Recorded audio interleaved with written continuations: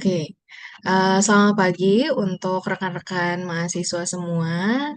Selamat datang di kelas audit komunikasi.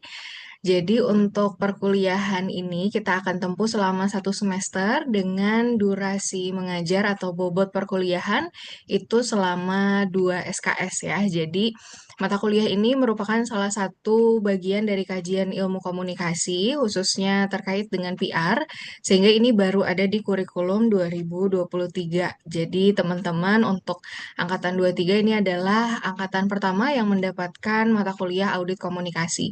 Jadi kalau kalian lihat di mata kuliah kakak tingkat itu belum ada karena memang ini adalah mata kuliah pertama. Untuk itu saya akan bahas terlebih dahulu RPS-nya. Berhubung ini adalah perkuliahan pertama, jadi tentu diawali dengan RPS.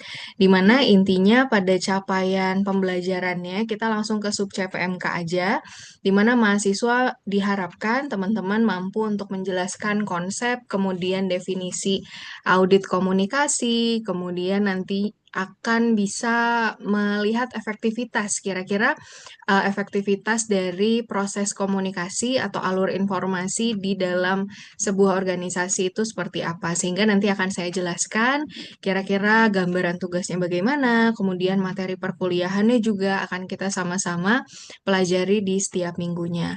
Kemudian ini adalah terkait dengan bobot perkuliahan, ada kuis, tugas, ujian tertulis, dan juga partisipatif. Nanti akan saya jelaskan juga secara detail terkait dengan informasinya. Lalu buku juga kita menggunakan dari buku Burhan Bumin ya. Kemudian nanti saya sudah sertakan e-book rangkuman atau e-book padanannya dari buku tersebut, tapi silahkan untuk sumber sebenarnya saya tidak membatasi atau tidak mewajibkan buku cetak, jadi silahkan teman-teman gunakan sumber apapun yang bisa sesuai untuk menunjang materi perkuliahan. Kemudian ini tadi adalah bobotnya, materi setiap minggunya juga ada di dalam RPS. Jadi untuk hari ini kita akan membahas terkait dengan pentingnya audit organisasi atau audit komunikasi, lalu pengendaliannya, persoalan utama serta fokus dari audit komunikasi tersebut. Seperti itu ya. Terkait dengan RPS ini nanti kalian juga bisa unduh di laman Kolabor, udah pindah ke Kolabor ya untuk screen-nya. Oke, jadi terkait dengan kolabor, nanti teman-teman bisa lihat kontrak kuliah, RPS, buku utama, serta materi setiap minggunya. Mulai dari presensi, ini sudah bisa diakses, jadi presensinya selain dengan Zoom, hari ini teman-teman juga silakan untuk mengisi presensi, tapi setelah nanti mengisi forum yang akan saya jelaskan setelah Zoom ini berlangsung. Kemudian ada materi. Nah, materi kita karena tim teaching, jadi saya ada membuat 2 materi, yaitu di materi pertemuan 1, itu adalah terkait dengan materi utama, yaitu materi pengantar audit komunikasi. Jadi ini disusun oleh tim teaching, silahkan nanti teman-teman lihat materinya secara lengkap, mulai dari definisi audit, itu ada beberapa definisinya, kemudian komponen apa saja yang harus diaudit komunikasi, dan lain-lain. Kemudian untuk materi yang kedua, di sini ada ketentuan perkuliahan dan rangkuman materi. Ini khusus akan saya sampaikan untuk saat Zoom hari ini, sehingga bisa lebih interaktif, jadi tidak terlalu banyak textbook atau konseptual yang saya sampaikan saat Zoom. Gitu ya, jadi silahkan nanti diakses, ada 2 materi, yaitu materi pertemuan 1 dan juga rangkuman materi. Serta ada video untuk menunjang dan nanti akan ada forum tiap minggunya yang perlu teman-teman isi untuk menambah nilai tugas individu seperti itu ya. Oke, saya akan mulai terlebih dahulu untuk menjelaskan ketentuan umum perkuliahan. Nanti kalau ada yang mau bertanya, boleh raise hand ataupun nanti silahkan chat di komen atau mau langsung open mic juga diperbolehkan. Untuk mode perkuliahannya, seperti yang teman-teman ketahui di pertemuan hari ini dan seterusnya selama 1 semester, mata kuliah ini dilakukan secara online course. Jadi nanti presensi dilakukan di laman kolabor setiap minggunya. Tolong jangan lupa untuk presensi karena presensi itu merupakan wajib sekarang diisi dan juga kalau misalnya teman-teman lebih dari 4 kali tidak mengisi absensi ataupun presensi itu dianggap tidak hadir dan tidak dapat mengikuti UTS dan UAS. Sehingga sayang banget ya kalau misalnya nanti untuk mata kuliah ini harus gagal karena presensi, bahkan presensinya online gitu. Nah, untuk presensi nanti akan saya buka selama jam perkuliahan mulai dari 10.10 sampai 12.50 berkaitan dengan sifat mata kuliah yang online course. Kemudian silakan mengikuti beragam aktivitas perkuliahan mulai dari Zoom, forum, atau tugas sesuai dengan ketentuan. Kemudian, sesuai juga dengan ketentuan dari UPJ bahwa untuk online course itu kami melakukan tatap muka atau sinkronus ya. Sinkronusnya ini berupa Zoom meeting. Jadi Zoom meeting yang kita lakukan itu adalah pertemuan sinkronus. Nah, Zoom meetingnya tidak tiap minggu tapi hanya di 4 pertemuan saja selama 1 semester. Jadi di pertemuan 1, 7, 9, dan 15. Di pertemuan 1 itu nanti hari ini sifatnya adalah perkenalan mata kuliah. Di pertemuan 7 itu untuk persiapan UTS. Pertemuan 9 membahas UTS dan juga untuk progres tugas kelompok. Dan pertemuan 15 itu untuk UAS. Nah, mungkin aja nanti akan saya gunakan waktunya di pertemuan 15 untuk presentasi kelompok seperti itu ya. Untuk pertemuan lainnya, nanti silahkan di pertemuan 2, 3, 4, dan seterusnya kalian mengakses materi secara mandiri di Kolabor.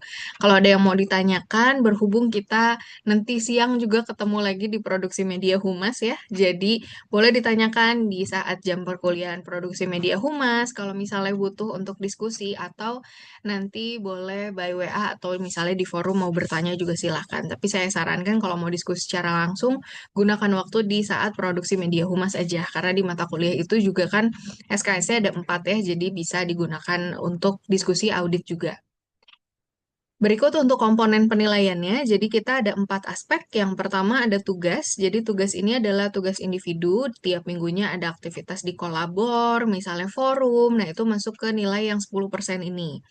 Kemudian untuk UTS itu ujian tertulis, kuis 10% kuis individu, itu nanti juga kuis secara online.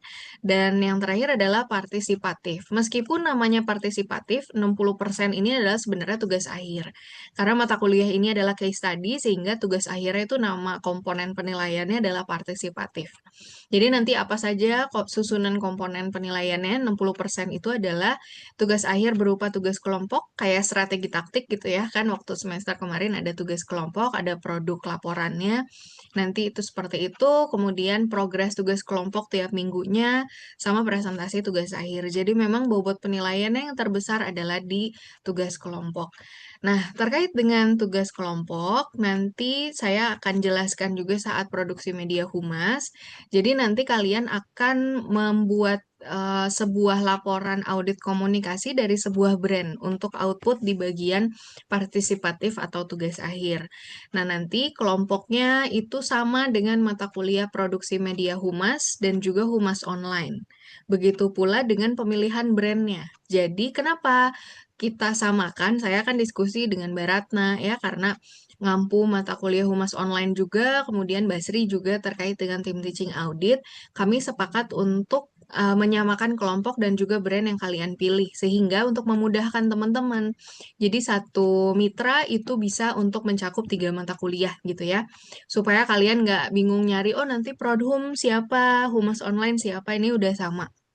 Sehingga mohon dalam pemilihan kelompoknya kalian benar-benar untuk memilih yang tepat dari awal sampai akhir. Kemudian jangan sampai hanya ada kelompok yang satu atau cuman 2 orang gitu ya, karena itu nanti akan memberatkan kalian juga. Tujuan kami tim teaching dari lintas mata kuliah ini tujuannya adalah untuk memudahkan kalian dalam melakukan pengerjaan tugas sehingga tugasnya nggak terasa berat atau menumpuk gitu ya. Karena saya tahu di semester 6 ini banyak juga mata kuliah lain yang cukup menyita waktu ya, kayak manajemen acara, kayak gitu ya. Jadi sehingga mata kuliah ini bisa digabung dengan mata kuliah lain untuk pemilihan mitranya. Jadi nanti outputnya aja beda-beda. Kalau produksi media Humas itu bikin campaign offline, Kemudian nanti ada pameran hasil karya medianya. Kalau misalnya untuk audit komunikasi itu nanti berupa laporan audit dari brand tersebut.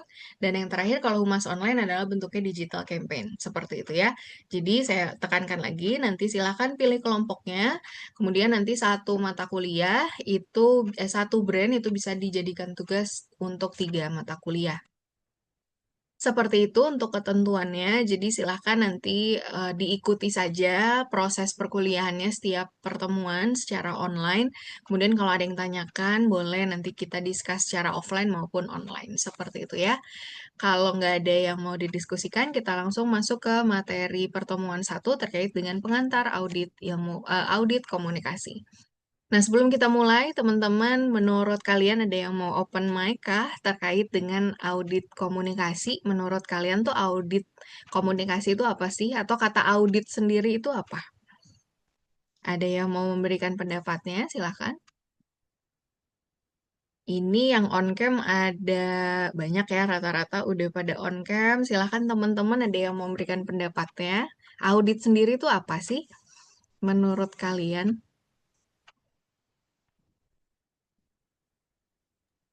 Oke, Mbak, Dita boleh silakan. aku berpendapat. Oke, pagi Mbak Fatia dan teman-teman. Sebelumnya aku juga sama Mbak, maksudnya kayak nggak terlalu familiar sama audit komunikasi. Cuman mungkin yang selama ini aku sering dengar audit keuangan justru kayak Hmm. di perusahaan punya audit, terus biasanya ngecek laporan-laporan keuangan gitu.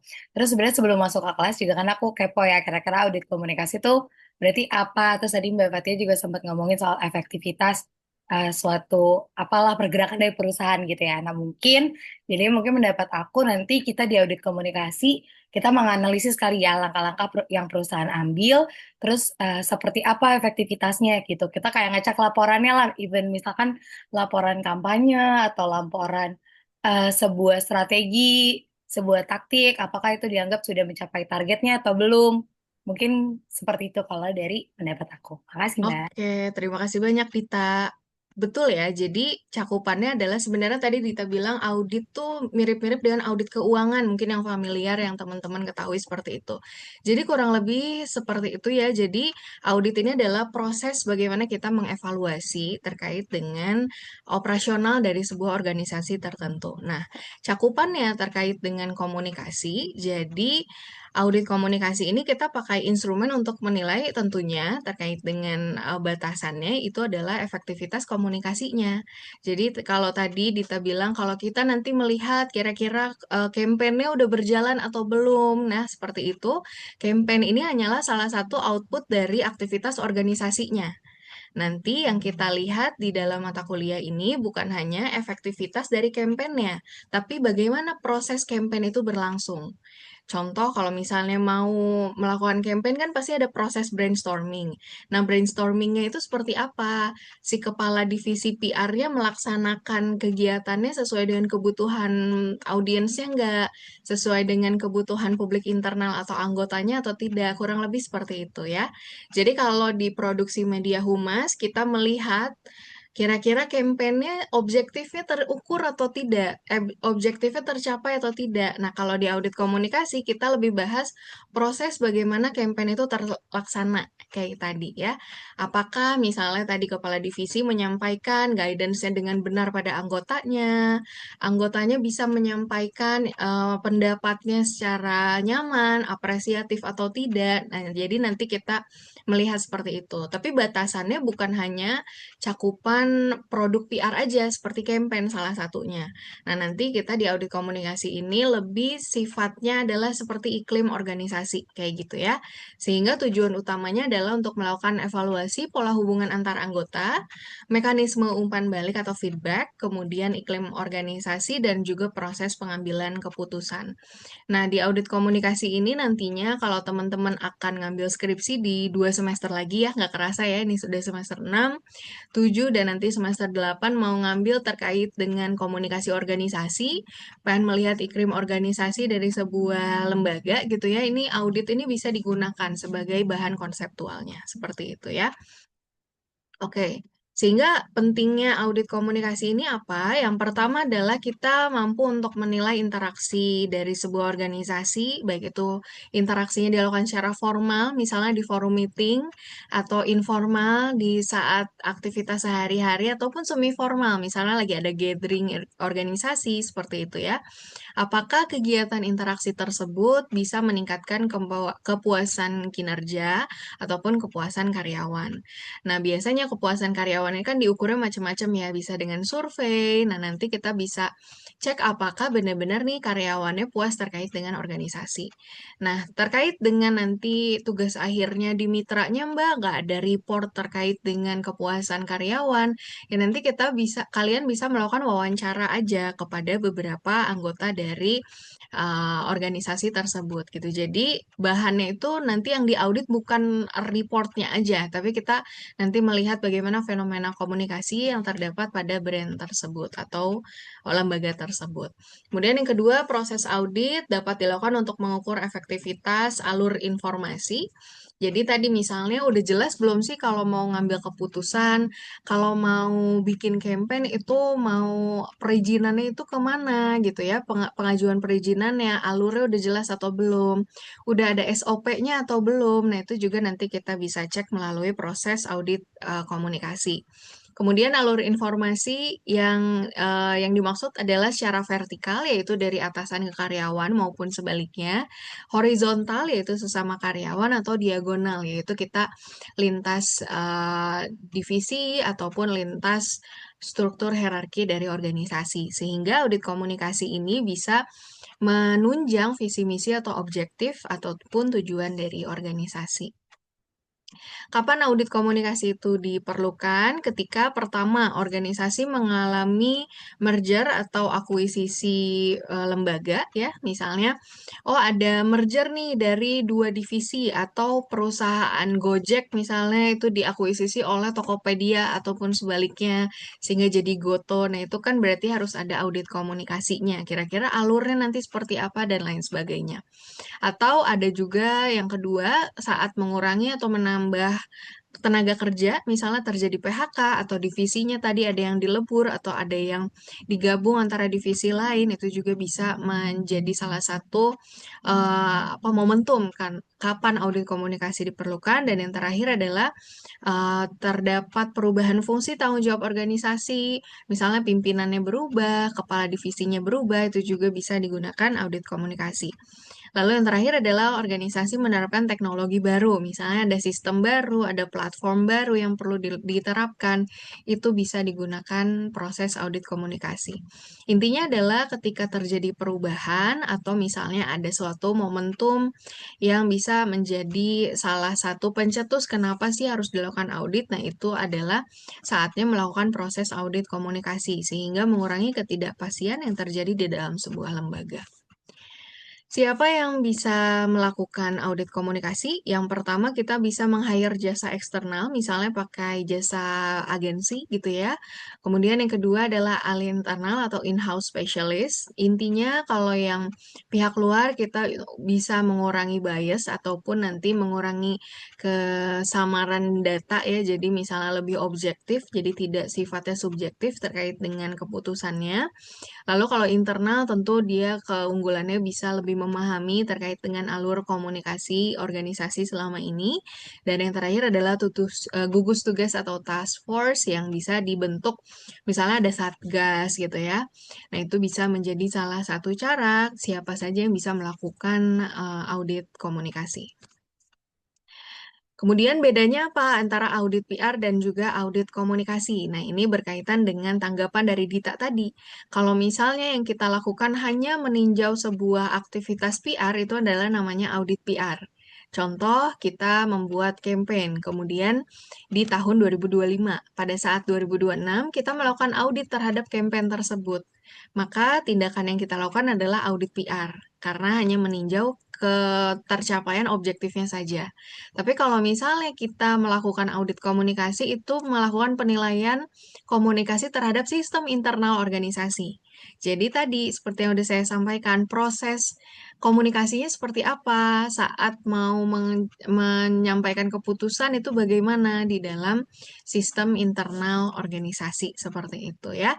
Jadi saya ulangi lagi, kalau audit PR itu adalah fokus pada aktivitas PR-nya, sedangkan kalau audit komunikasi kita fokus untuk meninjau kira-kira proses komunikasi atau alur komunikasi internal pada organisasi tersebut udah efektif atau belum gitu ya. Simpelnya seperti itu. That simple ya. Oke, kemudian yang berikutnya adalah isu kunci saat melakukan audit komunikasi. Yang pertama adalah yang kita tinjau pemahaman organisasi terhadap tujuan. Jadi nanti kalian cek kira-kira anggota perusahaannya tahu nggak visi misi organisasi. Lalu kondisi aliran informasinya seperti apa. Yang tadi ya ada 3 alur organisasi, alur komunikasi. Ada apa aja? Ada horizontal, vertikal, dan diagonal. Kita lihat nanti ketiga alurnya udah efektif atau belum. Dan yang terakhir adalah kebutuhan anggota organisasi. Ini bisa dicapai melalui survei ataupun wawancara terkait dengan kepuasan anggota organisasi. Contoh di UPJ itu tiap akhir tahun kami dosen diberikan survei oleh HRD. Kira-kira udah puas belum terkait dengan pelayanan organisasi, apa yang perlu ditingkatkan oleh perusahaan. Nah, itu adalah yang diukur dari kebutuhan anggota organisasi, contohnya seperti itu. Lalu ada aspek yang ditinjau dalam proses audit komunikasi. Yang pertama, apa saja sih yang harus kalian cek nantinya? Yaitu yang pertama adalah lingkungan komunikasi. Ya, ini menggambarkan kualitas interaksi komunikasi dalam organisasi. Seperti yang udah tadi saya banyak contohkan, seperti pertama karakteristiknya adanya fleksibilitas organisasi. Fleksibilitas ini misalnya saya nih sebagai dosen, ketika mau menyampaikan pendapat pada Kaprodi itu nggak perlu nunggu rapat. Kapanpun Kaprodi mau untuk membukakan waktunya, membukakan pintunya untuk menyampaikan pendapat dari dosen, sehingga ada tuh fleksibilitas proses komunikasinya. Atau yang kedua adalah ketersediaan informasi. Jadi ketika saya mau mengklaim laporan keuangan, saya harus kemana? Oh, udah ada POB-nya, jadi saya harus seperti apa? Atau ketika saya jadi dosen PA, saya nanti bisa menjelaskan kepada mahasiswa PA saya, oh kalau cuti itu alurnya seperti ini. Berarti itu ada ketersediaan informasi, gitu ya. Saya memberikan contohnya yang dekat aja ke seharian teman-teman supaya relate. Lalu adanya keterlibatan anggota dalam pengambilan keputusan. Ini contohnya kalian jadi bagian dari divisi Himakom, kalau misalnya mau bikin acara, itu nggak hanya berdasarkan keputusan dari ketua Hima aja, tapi nanti ada feedback dari para anggota sehingga ada keterlibatan anggota tersebut, pemecahan masalah dan juga kepemimpinan yang demokratis gitu ya. Kemudian yang kedua adalah komunikasi pengawasan. Nah, ini berkaitan dengan hubungan yang terbentuk dalam proses supervisi. Jadi ini terkait dengan proses atau alur komunikasinya yang vertikal, yaitu dari atas ke bawah ataupun dari bawah ke atas. Jadi nanti kita lihat kemampuan atasannya dalam membimbing penyelesaian masalah tuh seperti apa. Dia terbuka nggak kalau misalnya ada masalah. Kalau ada karyawan yang dapat bonus ataupun apresiasi itu indikatornya apa aja, itu dilakukan secara transparan. Dan yang terakhir adalah umpan balik atau feedback, yaitu adanya tanggapan yang diberikan antara tingkatan dalam organisasi untuk meningkatkan kinerja atau kepuasan kinerja. Jadi ada tingkat kepuasan karyawan yang ditunjukkan dengan cara feedback atau umpan balik. Nah, kemudian ada yang terakhir, ini komponen terakhirnya pada materi hari ini yaitu dimensi informatif ya. Jadi ada 3 dimensi dalam audit komunikasi. Yang pertama dimensi informatif yaitu menilai kualitas kecukupan informasi. Jadi kita lihat nanti apakah informasinya tuh menjalankan tugasnya udah efektif atau belum. Kayak tadi yang saya bilang udah ada POB-nya belum. Kalau misalnya mau melakukan tindakan tertentu dalam kebijakan organisasi. Kalau misalnya sudah, berarti dimensi informatifnya sudah cukup baik. Lalu yang kedua adalah dimensi jalinan hubungan, yaitu menilai kualitas hubungan komunikasi antar organisasi, menekankan hubungan yang kooperatif ya. Jadi yang kita lihat tidak hanya hubungan secara profesional aja. Di awal sudah saya sampaikan, komunikasi itu ada 3 prosesnya. Yang pertama secara formal, informal, dan semi formal. Nah, yang di dimensi jalinan hubungan ini bisa diterapkan secara semi formal dan juga informal. Jadi tadi misalnya kalau sehari-hari si karyawan A ini kira-kira nyaman nggak untuk menyampaikan pendapatnya dan lain sebagainya. Atau misalnya dalam aktivitas di luar aktivitas pekerjaan itu dia punya hubungan sosial nggak dengan karyawannya, itu masuk kepada jalinan hubungan. Dan yang ketiga adalah dimensi hubungan informatif, yaitu menilai sejauh mana komunikasi dapat menciptakan kepuasan atau mendukung kinerja, meningkatkan partisipasi organisasi. Nah, dimensi hubungan informatif ini adalah gabungan dari dimensi informatif dan juga jalinan hubungan. Jadi, yang dilihat adalah outputnya. Kira-kira dari informasi atau struktur atau POB, SOP yang udah ada, dan juga dikaitkan dengan jalinan hubungan relasi secara personal bisa meningkatkan kinerja atau enggak, memotivasi karyawan atau tidak, gitu ya. Kalau misalnya iya, berarti dimensi yang ketiga sudah cukup baik, seperti itu ya. Oke, sepertinya sudah selesai. Nah, ini tinggal case study aja. Boleh sambil disimak sebelum saya jelaskan terkait dengan case study-nya. Ada yang mau ditanyakan nggak tadi terkait dengan materi awal audit komunikasi?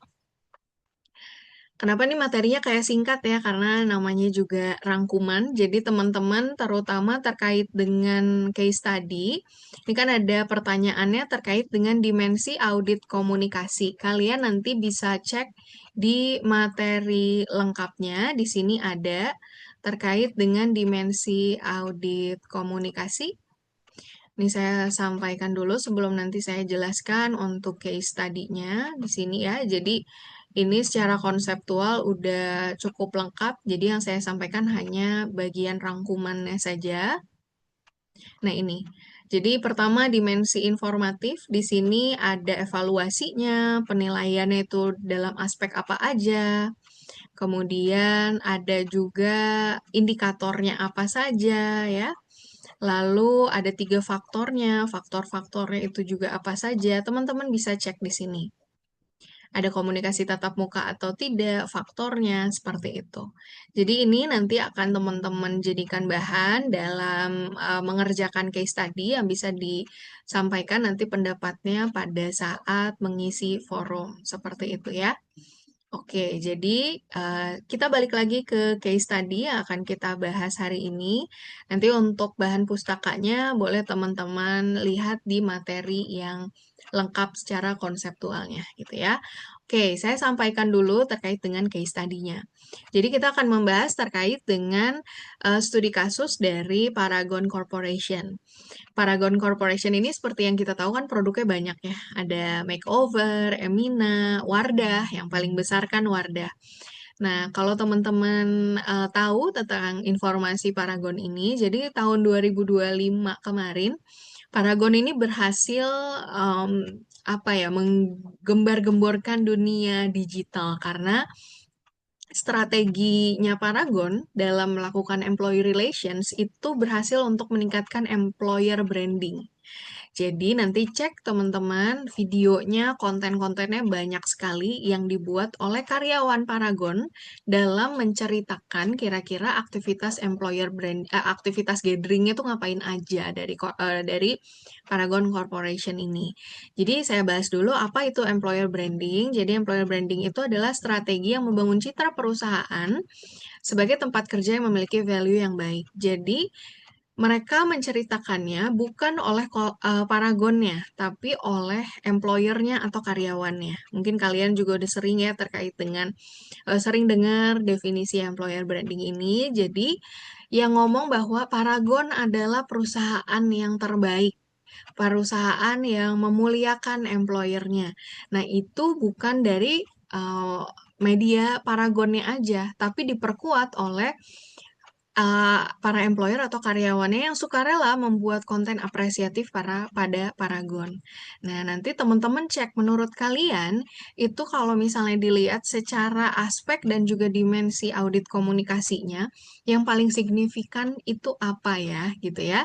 Jadi nanti boleh dikaitkan terkait dengan dimensi yang ini, ada tiga dimensi, dimensi informatif, jalinan hubungan atau informatif relasi, Dan juga secara aspek kira-kira yang mana yang paling berpengaruh?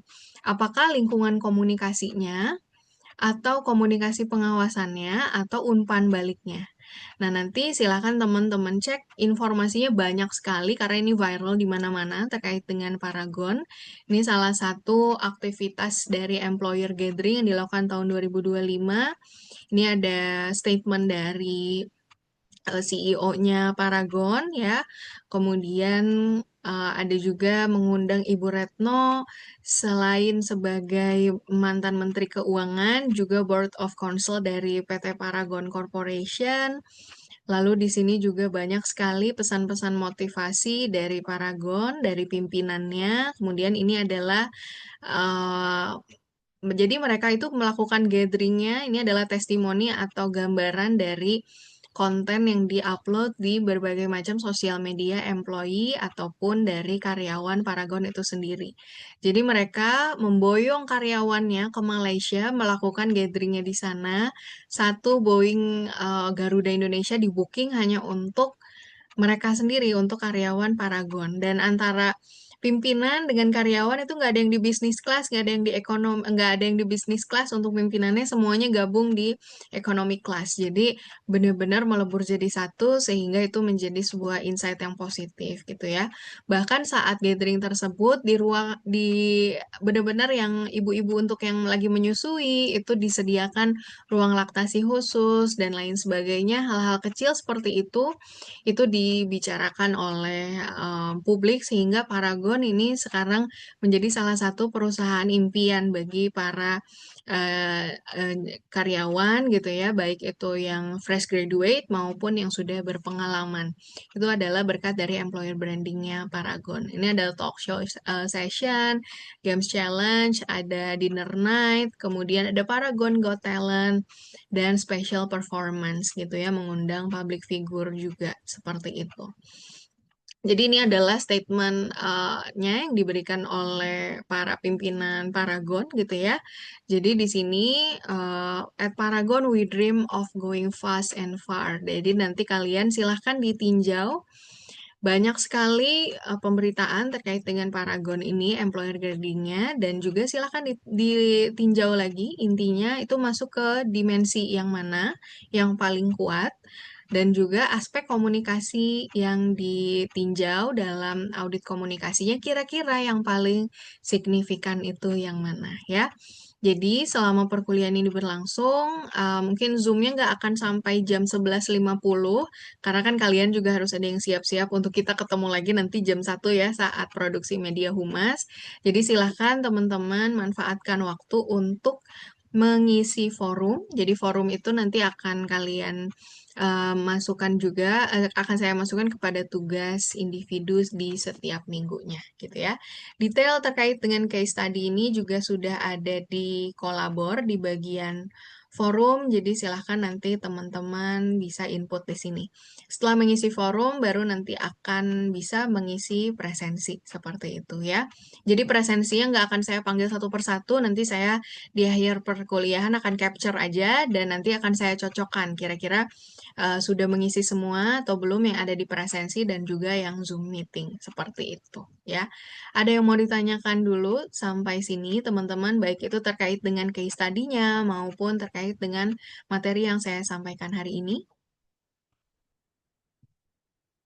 Sudah cukup jelas? Kalau sudah jelas, silahkan kembali lagi saya ingatkan untuk mengisi presensi dan juga forum. Ini dibuka selama perkuliahan berlangsung maksimal jam 11.50 ya. Lewat dari ini artinya teman-teman sudah tidak bisa mengisi presensi. Jadi saya harapkan kalian semua tidak ada yang terlewat gitu ya. Oke, saya stop share terlebih dahulu dan saya akan screen capture untuk bukti perkuliahan hari ini. Kalau ada yang bisa on cam, silahkan on dibuka kameranya. Oke, udah siap ya? Saya screen capture terlebih dahulu sebentar. Dan saya apa namanya siapkan dulu.